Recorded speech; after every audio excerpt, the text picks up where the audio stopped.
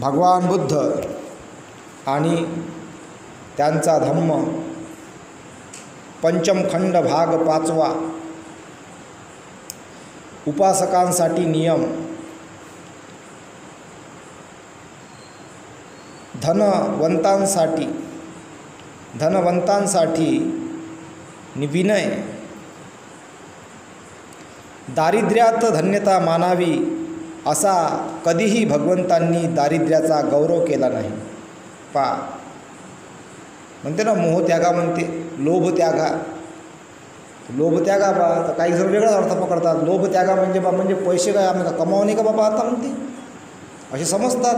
बाबा भगवंत काय म्हणतात, दारिद्र्यात धन्यता मानावी असा कधीही भगवंतांनी दारिद्र्याचा गौरव केला नाही. म्हणजे भगवंताची अवस्था काय आहे, त्यांनी लोभाला स्पर्श नाही केला याचा मतलब पैशाला त्यांनी स्पर्श नाही केला याचा मतलब त्याचा अर्थ याच्यावर विश्लेषण मांडण्याची फार आवश्यकता आहे, ते समजलं पाहिजे. दारिद्र्यात धन्यता मानावी असा कधीही भगवंतांनी दारिद्र्याचा गौरव केला नाही. त्याप्रमाणेच दरिद्री माणसांनी आपल्या दारिद्र्यात समाधान मानावे, म्हणजे पुढे त्यांना सारी पृथ्वी लाभणार आहे असे कधीच शिकविले नाही. उलट संपत्ती ही स्वागतार्ह आहे असे ते म्हणतात. एका गोष्टीवर मात्र त्यांचा कटाक्ष होता आणि तो म्हणजे संपत्ती ही विनयाशासित असली पाहिजे. समजलं? विनयाशासित, विनय म्हणजे एक प्रकारचे नियम आहे. ते संपत्ती हे नियमाच्या अनुसरून आली पाहिजे. म्हणजे संपत्ती म्हणजे विनयाशासित म्हणजे चांगल्या मार्गानं संपत्ती तुम्ही कमवली पाहिजे आणि चांगल्या मार्गामध्ये त्याची दानपारमी केली पाहिजे. विनयाशासित म्हटलं गेलं आहे त्याला. मग काही लोक संपत्ती कमवतात, दानपारमी पूर्ण नाही करत, मग त्याचं परिणाम त्यांना लागते. मग तर हे भगवंताने म्हणून म्हटलं आहे विनयाशासित, संपत्ती हे विनयाशासित असली पाहिजे. म्हणजे भगवंताने जे मार्ग सांगितलेले आहे काय, काही मार्ग भगवंतांनी या मार्गाने पैसा कमवू नका म्हणते भगवंत, ते मार्ग सोडून ज्या मार्गाने सांगितलं सात्विक मार्गाने पैसा कमवा त्याला म्हटलं आहे विनयाशासित. संपत्ती हे विनयाशासित असली पाहिजे. एकदा अनाथ पिंडक भगवंताकडे आला आणि त्यांना अभिवादन करून सानिध्य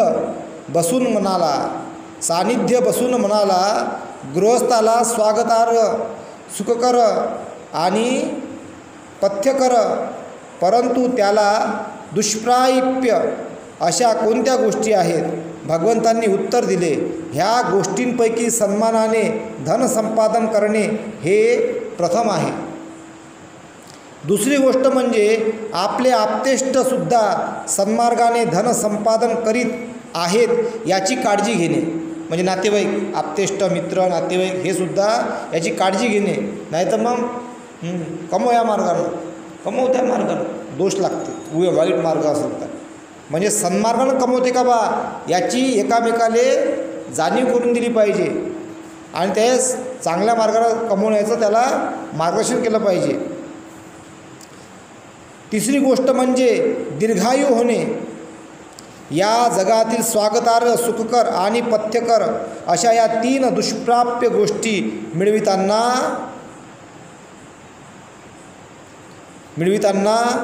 सद्गृहस्थाने 4 अटी पाळल्या पाहिजेत. ह्या 4 अटी म्हणजे श्रद्धा, सदाचार, सौदार्य आणि प्रज्ञा. म्हणजे जे तुम्ही त्या संपत्तीवर जे सुख मिळते माणसाला ह्या गोष्टीमध्ये 4 अटी पाळल्या पाहिजे म्हणते. ते संपत्ती कमवताना श्रद्धा, सदाचार, औदार्य आणि प्रज्ञा याच्या सौभाग्याने संपन्न होणे. श्रद्धारूपी धनाने संपन्न होण्यासाठी तथागतांसंबंधीचे सर्वश्रेष्ठ असे ज्ञान झाले पाहिजे. श्रद्धारूपी धनाने संपन्न होण्यासाठी तथागतांसंबंधीचे सर्वश्रेष्ठ असे ज्ञान झाले पाहिजे. श्रद्धा ही अशी आहे का जे अनपडामध्ये असते, मध्यमवर्गामध्ये असते आणि श्रीमंतामध्ये पण असते. म्हणजे कमी शिकलेला, जास्त शिकलेला आणि अति शिकलेला त्यांच्यामध्ये श्रद्धा असली पाहिजे म्हणते भगवंत. ह्या ज्ञानाने त्याला श्रद्धेचं ज्ञान असलं पाहिजे. ह्या ज्ञानाने त्याला हे भगवान अरहंत आहेत, सम्यक संबुद्ध आहेत, विद्या व सदाचरण संपन्न आहेत, विश्वाचे जाणकार आहेत, अतुलनीय आहेत, ते दुर्दमनीय मनुष्यांना वळण लावणारे सारथी देव मनुष्याचे गुरु आहेत असे उमगले पाहिजे. सदाचाराने अथवा शील सौभाग्याने संपन्न होणे म्हणजे हिंसा, चोरी, व्यभिचार, असत्य भाषण, सुरापान यांपासून परावृत्त होणे.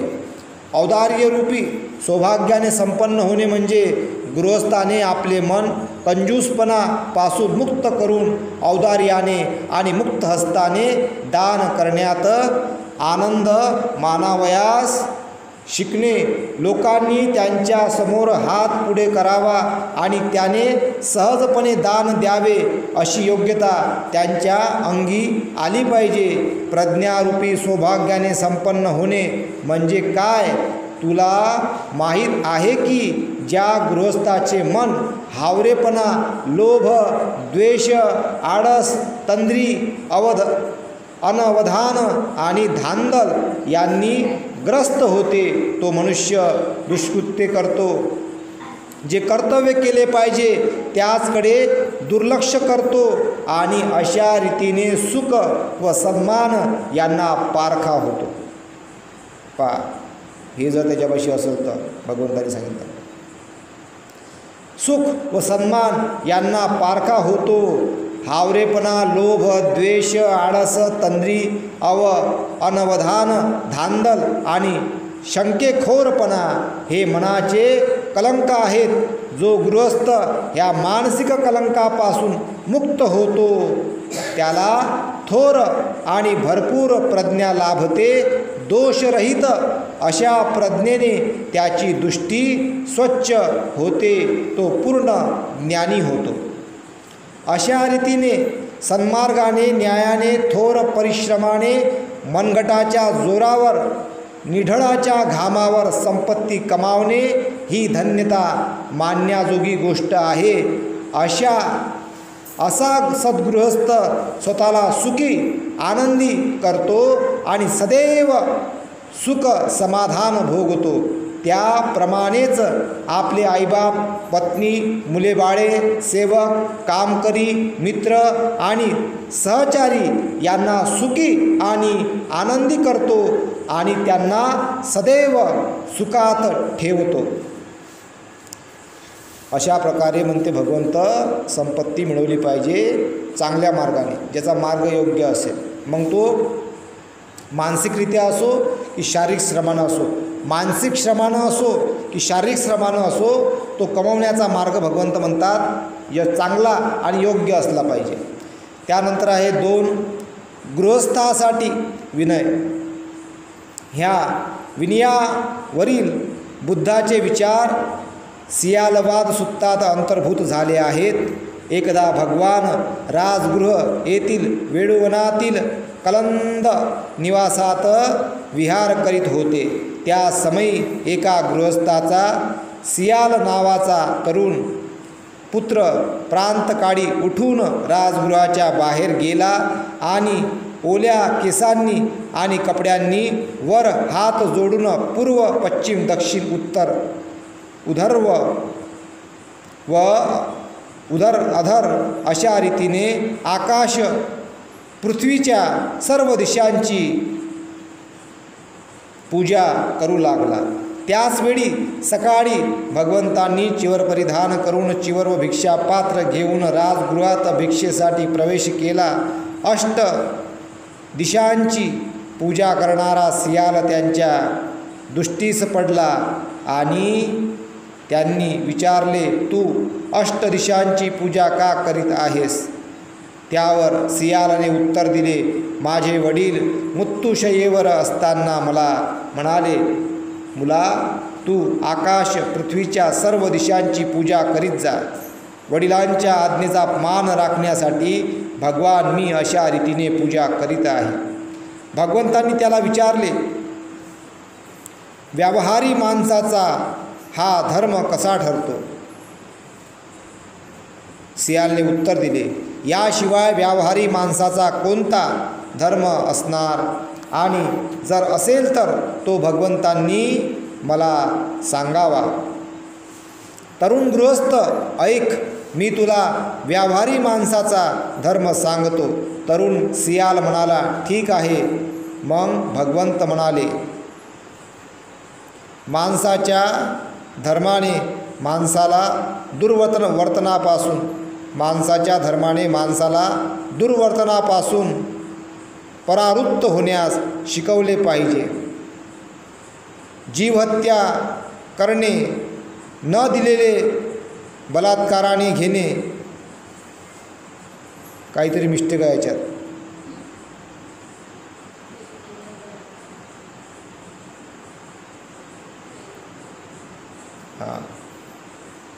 त्याने 4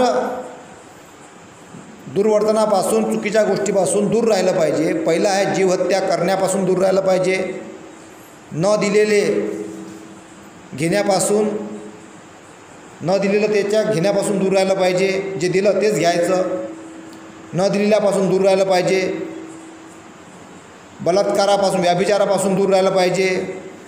आणि त्यानंतर असत्य बोलण्यापासून दूर राहिलं पाहिजे. हे 4 दुर्गुण त्याने टाळले पाहिजे. सियाल, हे लक्षात ठेव की पापकर्मे ही पक्षपातीपणा, शत्रुत्व, मूर्खपणा आणि भय यामुळे घडतात. यापैकी कोणताही हेतूस त्याच्या कृत्याचा मागे नसेल तर त्याच्या हातून पापकर्म घडणार नाही. माणसाच्या धर्माने माणसाला आपले संपत्तीची उधळपट्टी करू नये असे शिकवले पाहिजे. म्हणजे संपत्तीची उधळपट्टी करू नये असे शिकवले पाहिजे. मद्यपानाचे व्यसन, संपत्ती कशावर उधळली आहे, मद्यपानाचे व्यसन, यापासून संपत्तीचा नासोडा होतो. अवेळी रस्त्यावरून भटकत राहणे. अवेळी म्हणजे जसं कायद्याचा नियम आहे का 10 नंतर आजच्यांनी समजून घ्या. प्रसंग असेल तर ठीक आहे काही ग्रुप वगैरे काही निमित्तानं ठीक आहे, पण अवेळीपासून म्हणते भगवंत भटकू नका. म्हणजे अवेळी रस्त्यावरून भटकत राहणे, जत्रातून परिभ्रमण करणे, जुगाराची सवय जडणे, कुमित्रांची संगत म्हणजे चुकीच्या मित्रांची संगत धरणे आणि आळशी सवयी अंगी लावून घेणे, यामुळे संपत्तीची धूळधाण होते असं भगवंत म्हणतात. त्यानंतर मद्यपानाच्या सवयीने 6 प्रकारचे संकटे उद्भवतात. ज्याला व्यसन आहे, कोणत्याही प्रकारचं व्यसन असो, दारू असो, गांजा असो, मद्यपानाच्या सवयीने 6 प्रकारचे संकटे उद्भवतात. हे मी नाही म्हणत, माझा फक्त आवाज आहे. भगवान बुद्ध म्हणतात, त्यांचा आहे का. भगवंत म्हणतात, मद्यपानाच्या सवयीने 6 प्रकारचे संकटे उद्भवतात. संपत्तीचा खराखुरा नाश, वाढती भांडणे, रोगाधीनता म्हणजे रोग उत्पन्न होते, शीलभ्रष्टता, अश्लील वर्तणूक आणि बुद्धिनाश, ही ती 6 संकटे होत. अवेळी रस्त्यावर भटकण्याने माणूस 6 प्रकारच्या संकटात पडतो. ती म्हणजे तो स्वतः, त्याची बायका, मुले आणि त्याची मालमत्ता ही असुरक्षित राहतात. आता रातचा कुठे फिरायला, त्याचे लेकरं पाहिजे घरात अंधारात, म्हणून भगवंत किती काळजी घेतात. त्याची बायका, मुले आणि त्याची मालमत्ता ही अरक्षित राहतात. त्याप्रमाणे ज्या गुन्ह्याचा तपास लागला नाही त्यासंबंधी त्याचा संशय घेतला जातो. खोट्या अफवा त्याला चिकटतात आणि त्यांना तोंड देण्यात त्याला पुष्कळच त्रास सोसावा लागतो. जत्रेत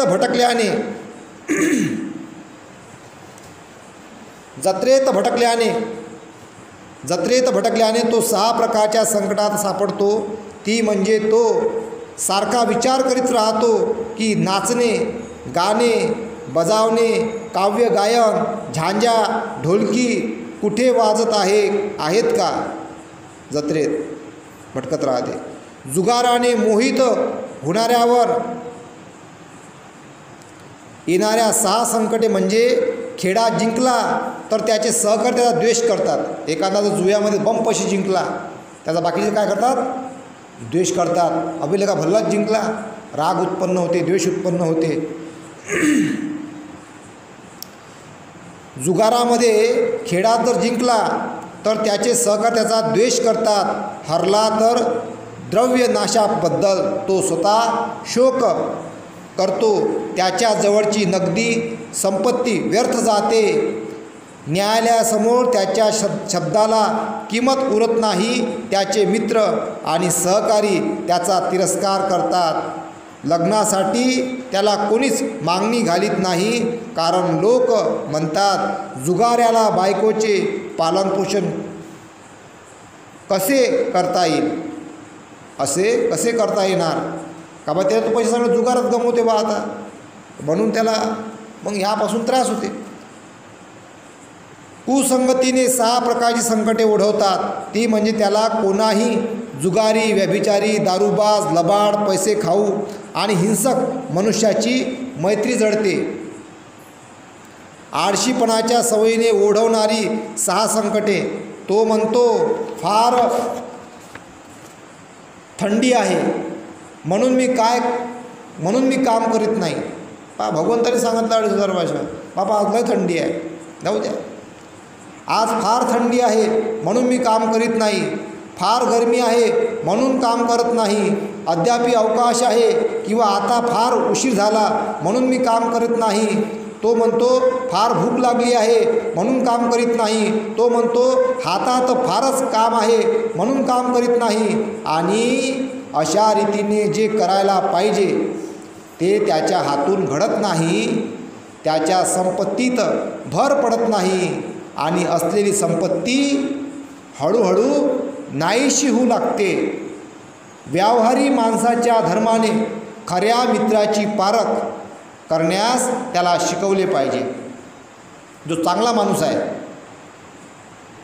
व्यावहारी माणसाच्या धर्माने खऱ्या मित्राची पारख करण्याला त्याला शिकवले पाहिजे. मित्र म्हणून म्हणविणारे परंतु वस्तुतः शत्रू असणारे असे 4 प्रकारचे लोक आहेत. लोभी पुरुष, बोलघेवडा परंतु कृतीने शून्य असा पुरुष, खुशामत्या पुरुष आणि उधळ्या वृत्तीचा पुरुष.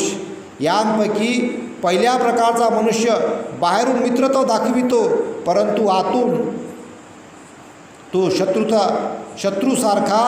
शत्रूसारखाच वागतो. कारण तो देतो थोडे व मागतो अधिक. केवळ भीतीने तो आपले कर्तव्य करीत असतो परंतु त्याचा मूळ हेतू स्वार्थ साधणे हा असतो.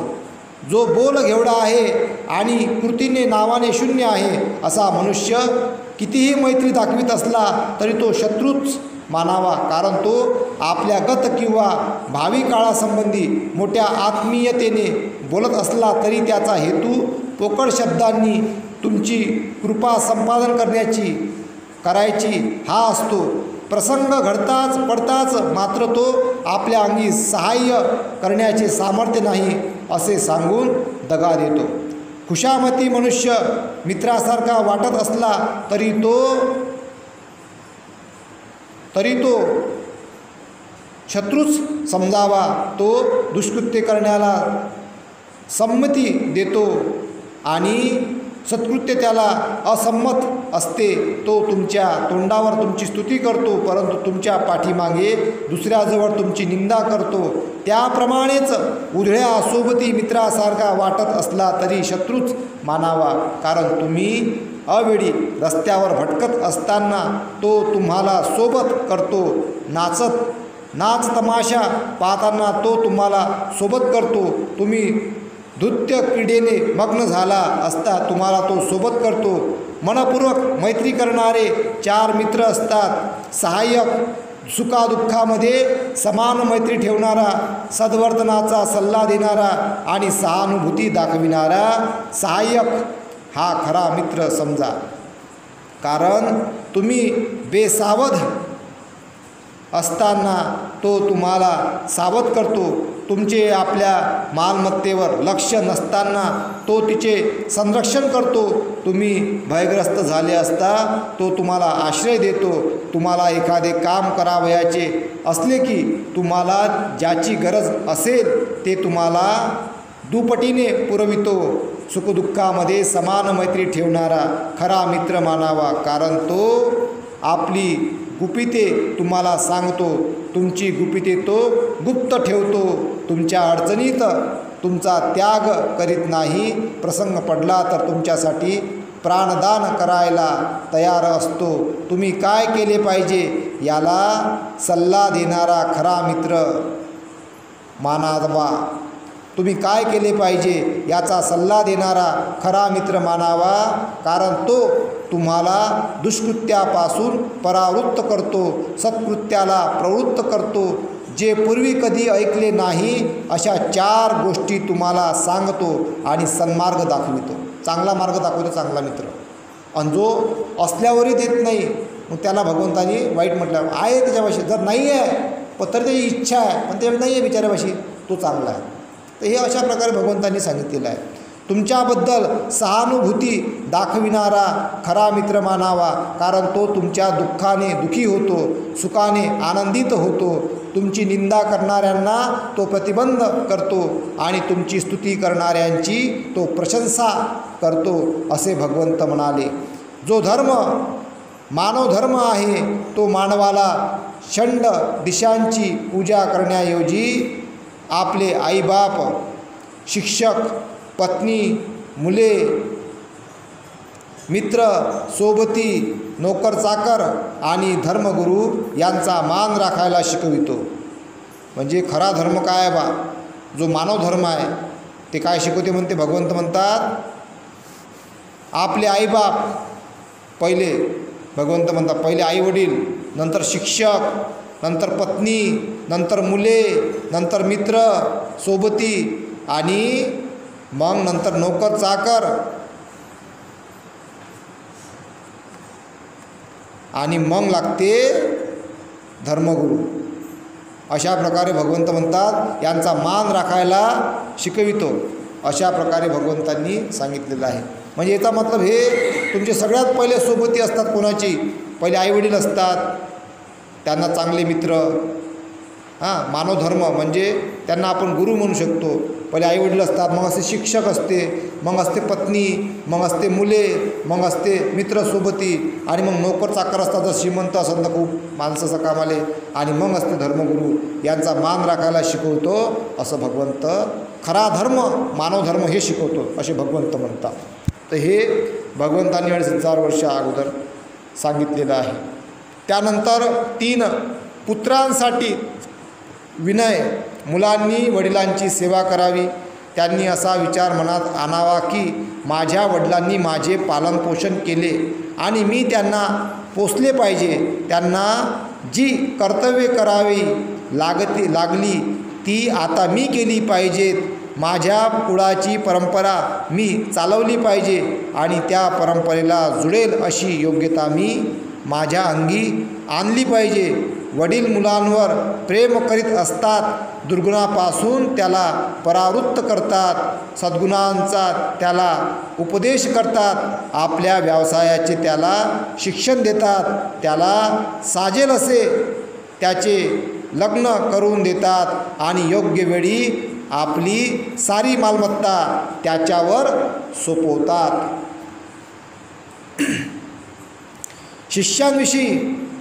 शिष्यांसाठी विनय.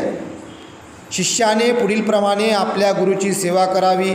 ते आले असता आसन वरून उठून त्यांना मान द्यावा, त्यांना अभिवादन करावे, त्यांची सेवा करावी. ते शिकवतील ते उत्सुकतेने शिकावे. त्यांचे कोणते काम करावयास पडले तरी ते करावे आणि ते अध्यापन करीत असता एकाग्र चित्ताने ते ग्रहण करावे, कारण गुरु शिष्यांवर प्रेम करतात. जे त्यांना ज्ञान आहे ते त्याला शिष्याला देतात. जे एकदा शिष्याने ग्रहण केले आहे ते त्याचे ज्ञान गुरु अध्यापनाने दृढ करतात. ते सर्व विद्या आणि कला त्याला पूर्णपणे शिकवितात. त्याचे मित्र आणि सोबत्यांशी त्यांच्या संबंधी चांगले बोलतात आणि ते सर्व तऱ्हेने त्याच्या रक्षणाची काळजी घेतात, काळजी वाहतात. त्यानंतर आहे भगवंतांनी सांगितलेलं पती पत्नीसाठी विनय. पतीने आपल्या पत्नीचा सन्मान राखून आदरभाव प्रदर्शित करून तिजशी एकनिष्ठतेने वागून तिला सत्ता देऊन तिला लागणारे दागदागिने पुरवून तिची सेवा करावी. कारण पत्नी त्याच्यावर प्रेम करते. ती सासर माहेरच्या नातलगांचे आदरातिथ्य करून आपले कर्तव्य बजाविते. ती पतिव्रताने वागते. आपल्या नवऱ्याच्या उपार्जित धनावर दक्षतापूर्वक लक्ष ठेविते आणि उद्योगाने आणि कुशलतेने आपली कर्तव्ये पाळते. कुलपुत्राने औदार्याने दाक्षिण्यतेने दानधर्माने आपल्या मित्रांची आणि सहकार्यांची सेवा करावी. आपल्यासारखेच त्यांना वागवावे आणि आपण स्वतः त्यांना दिल्या शब्दाप्रमाणे वागावे. कारण त्याचे मित्र आणि परिचित त्याच्यावर प्रेम करतात. तो गैरसावध असताना त्याचे व त्यांच्या मालमत्तेचे रक्षण करतात. संकटात ते त्याला आधार देतात.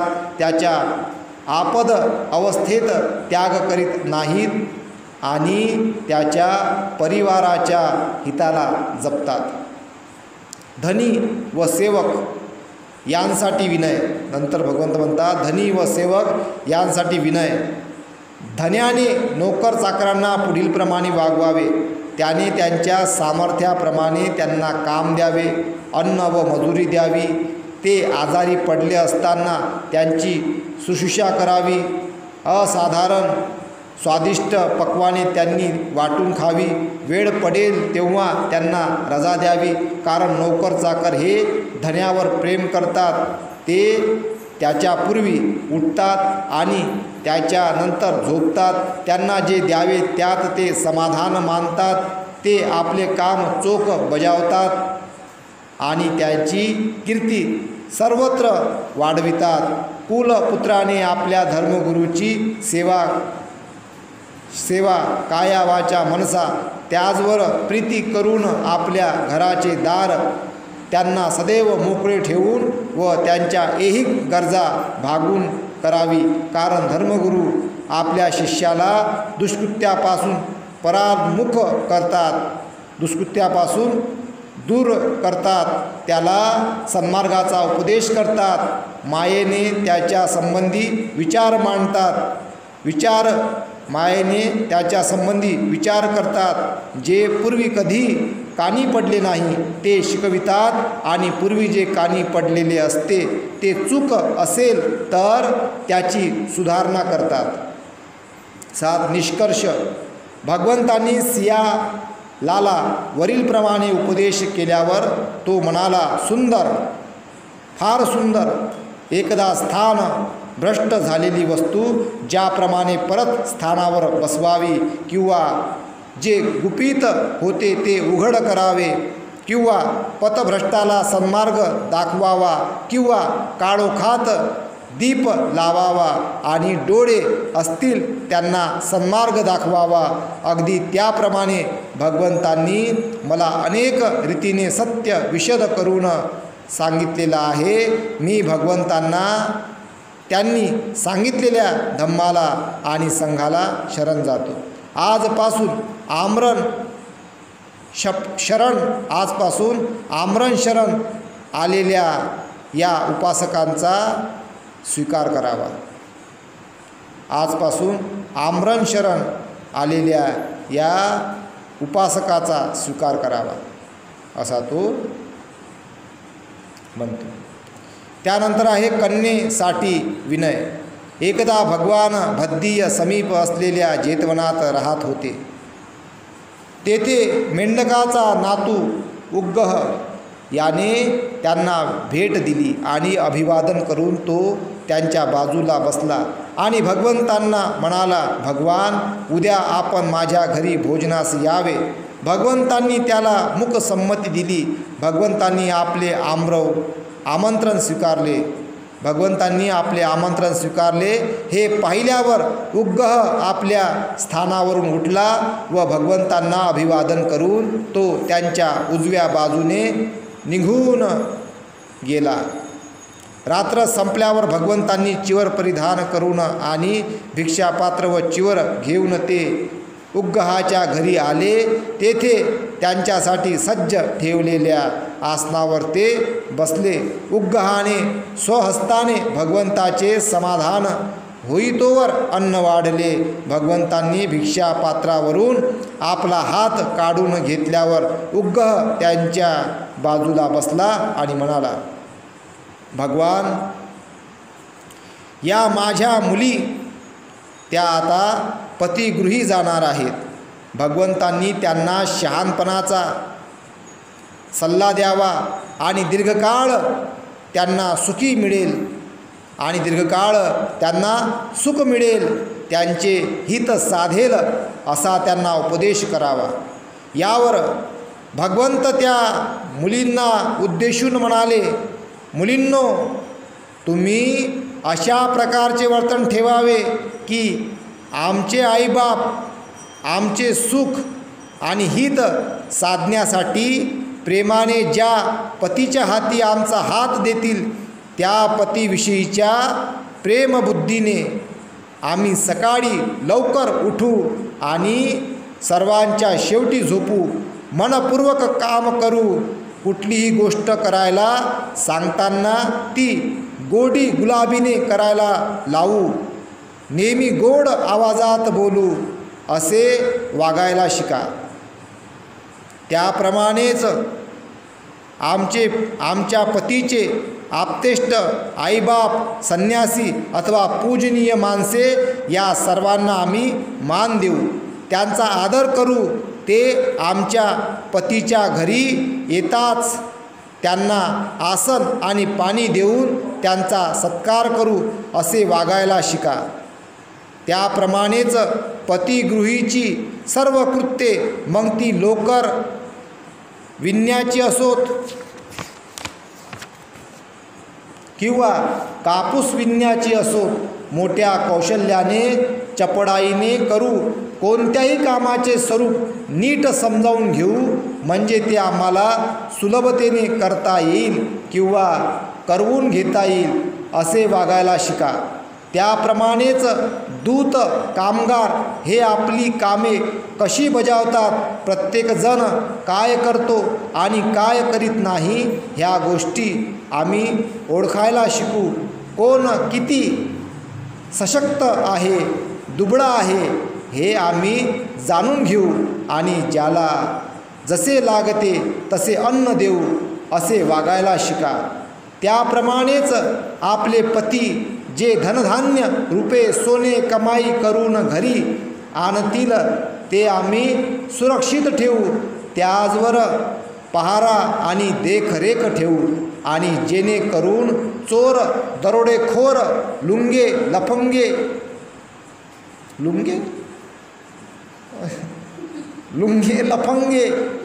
यांच्या लुंगे लफंगे यांच्या नजरेपासून जे सुरक्षित राहतील असे सर्व काही करू, असे वागायला शिका. हा उपदेश ऐकताच उग्गहाच्या मुली अत्यंत प्रसन्न झाल्या आणि त्यांनी कृतज्ञतेने भगवंतांना धन्यवाद दिले.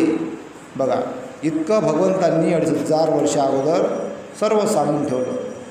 मनुष्याच्या कल्याणासाठी, मनुष्याच्या हितासाठी, आणि हे भगवंताचा मार्ग आपण आपल्या जीवनामध्ये उतरवाल अशी मी आशा बाळगतो आणि इथेच थांबतो. साधू साधू साधू.